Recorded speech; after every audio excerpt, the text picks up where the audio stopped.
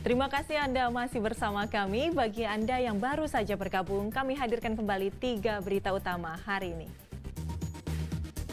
Petani tembakau dan warga miskin di Kabupaten Semarang antri demi mendapatkan bantuan tunai langsung dari dana bagi hasil cukai tembakau.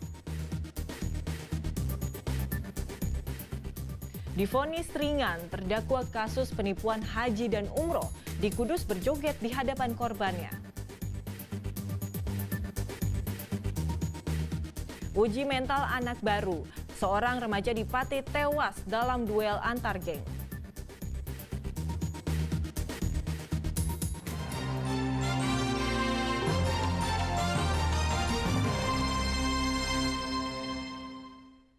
Terdakwa kasus penipuan haji dan umroh di Kudus membuat para korbannya geram sebab ia berjoget usai divonis 3 tahun penjara yang lebih ringan dari tuntutan jaksa.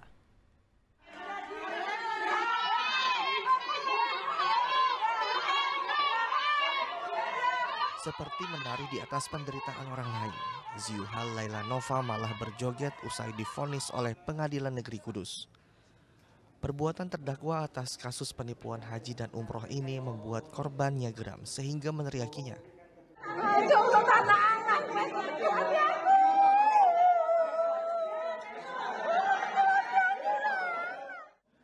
Korban yang ditipu merasa kesal.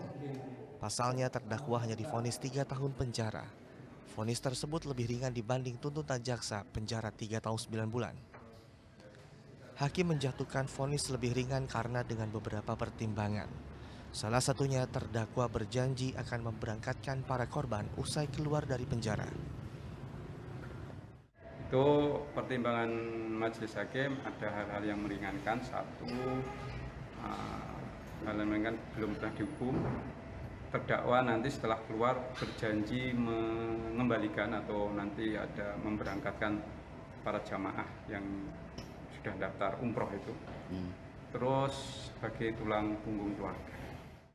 Seperti diketahui, Ziuhal Laila Nova merupakan pelaku penipuan kasus haji dan umroh yang menyebabkan 189 korbannya merugi hingga 4,9 miliar rupiah.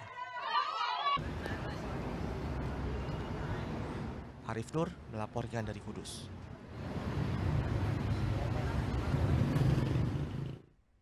Seorang remaja di Pati tewas usai terlibat duel antar geng. Korban tewas akibat luka di bagian kepala terkena senjata tajam. Diduga duel dilakukan untuk menguji mental anggota baru. Senin malam menjadi malam yang menyedihkan karena remaja siswa kelas 10 bernama M. Solikin meninggal dunia usai berduel dengan geng lain. Korban tewas karena terkena senjata tajam di kepala. Sebelum dinyatakan meninggal, korban sempat dirawat di Rumah Sakit Mitra Bangsa karena kondisinya kritis. Setelah menyelidiki kasus ini, polisi mengetahui bahwa geng yang berduel bernama geng MTG dan geng Slow. Duel terjadi di area persawahan Desa Gambiran, Puri, Pati. Duel antar geng untuk menguji mental anggota baru. Di mana dalam duel tersebut sajam dari kelompok MTG mengenai kepala korban sehingga korban kemudian dibawa ke Rumah Sakit Mitra Bangsa. Kemudian keesokan harinya pada hari Senin 29 Juli 2024 siang hari korban kemudian dinyatakan meninggal dunia. Polisi telah menangkap 2 ketua geng, 3 remaja yang terlibat perkelahian dan 2 admin media sosial. Sehingga total yang ditangkap sebanyak 7 orang. Selain itu, polisi turut menyita sejumlah barang bukti. Atas perbuatannya, para tersangka akan dijerat Undang-Undang Perlindungan Anak dengan hukuman maksimal 15 tahun penjara. Arif Nur melaporkan dari Pati. Seorang pria di Batang tega menyetubuhi anak tirinya sejak usia 8 tahun. Kasus baru terungkap setelah 6 tahun berlalu.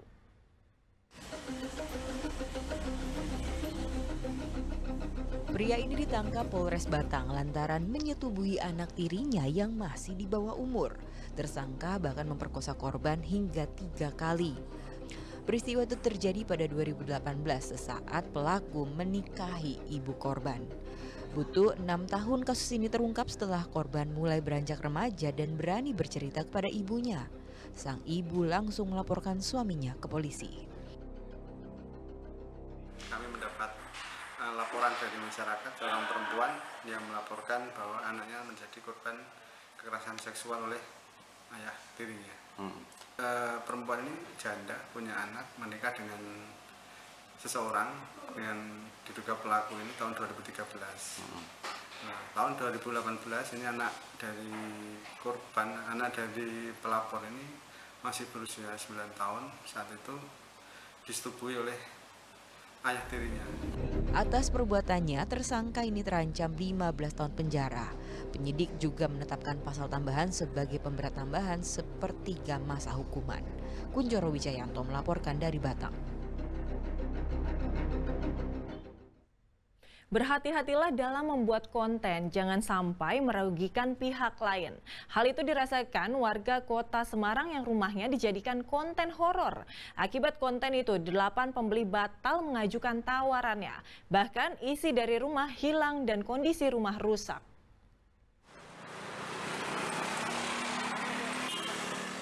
Rumah mewah tak berpenghuni ini viral karena ulah konten kreator. Berada di Jalan Abdurrahman Saleh, Semarang Barat, Kota Semarang, rumah ini disebut-sebut sebagai rumah berhantu. Konten itu pun sampai ke pemilik rumah dan tak disangka dampaknya menimbulkan kerugian. Sudah 9 bulan rumah ini kosong dengan kondisi rapi dan terkunci. Tak disangka selama itu terjadi perubahan yang drastis.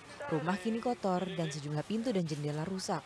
Bahkan beberapa isi dari rumah juga hilang, mulai dari 9 unit AC, sebuah televisi, hingga perhiasan emas yang tersimpan di salah satu kamar. Pemilik rumah menyayangkan aksi para konten kreator sebab mereka tak pernah meminta izin untuk masuk ke aset miliknya. Tidak ada yang pernah izin ke kami, ke keluarga kami maupun ke para direksi yang ada di PT atas nama rumah ini juga. Saya melihat dengan kondisi rumah saya yang sebelumnya tidak dirusak seperti ini sampai dirusak daripada konten kreator tersebut. Mereka juga melakukan hal-hal yang itu kamarnya ibu saya yang awalnya bersih tertata rapi, tapi ketika saya melihat udah berantakan gak umum. Barang hilang yang diduga itu AC, kemudian TV, kemudian juga emas.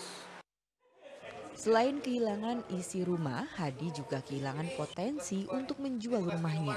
Ada 8 pembeli yang tertarik, tetapi usai melihat konten soal rumah berhantu yang dibuat konten kreator, mereka batal membeli. Merasakan kerugian material, pihaknya melaporkan para konten kreator ke polisi. Ini mewakili kepentingan klien kami itu mencari keadilan. Terus juga nama baik keluarga yang paling penting. Dan salah satu lagi adalah rumah ini sedang dilakukan proses jual.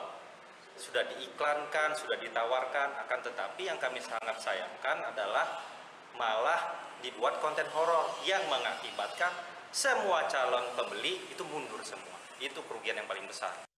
Sejauh ini ada 5 konten kreator yang dilaporkan ke polisi atas dugaan membuat informasi bohong atau hoaks, pencemaran nama baik, dan masuk ke rumah tanpa izin. Polisi telah memeriksa pelapor dan akan memeriksa pihak lain yang terkait kasus ini.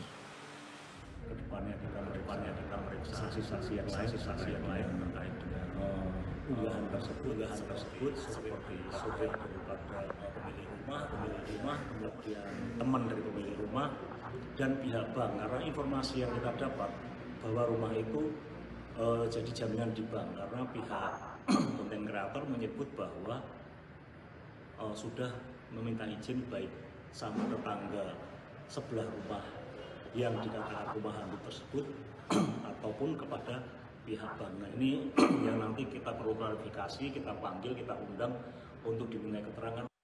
Kelima konten kreator adalah 3 YouTuber dan 2 TikTokers. Setelah polisi memeriksa lokasi kejadian dan saksi, barulah kelima orang ini akan dipanggil. Hati-hati dalam membuat konten, jangan hanya mengejar traffic dan viral, tetapi bisa merugikan orang lain. Agus Hermanto melaporkan dari Kota Semarang.